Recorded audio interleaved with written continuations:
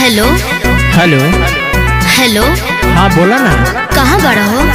काहे के बोला? तोहरा बिना हमके कुछ अच्छा नहीं खिलागल। अरे चुप रह, झूठा बात अच्छा ना लगेला।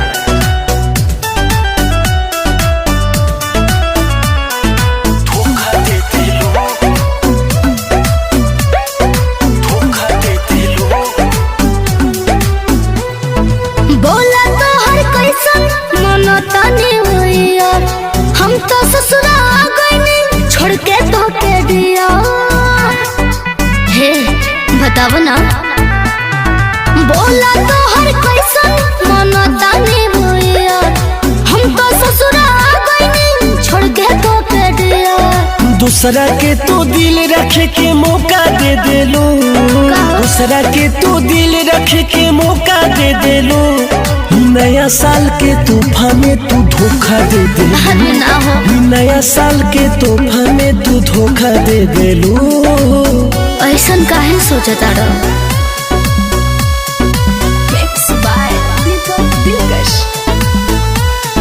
नया साल के तोहफा में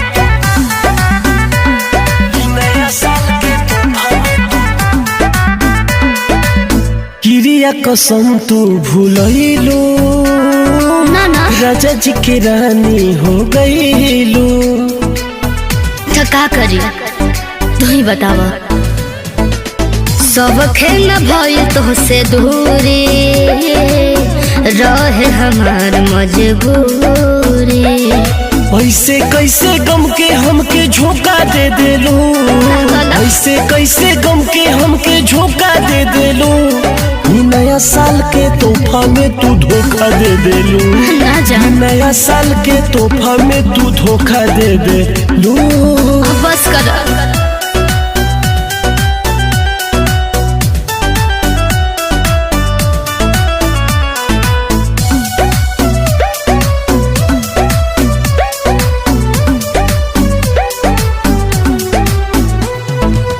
बस गइल तोहर परिवार हो, लूट गइल जिंदगी हमार हो।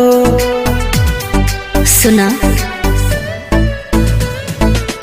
भले शादी हो गई पवन से, दिल में बड़ा सूरज जतन से। भूल ना पाइब ऐसन याद अनोखा दे देलू, भूल ना पाइब ऐसन याद अनोखा दे देलू।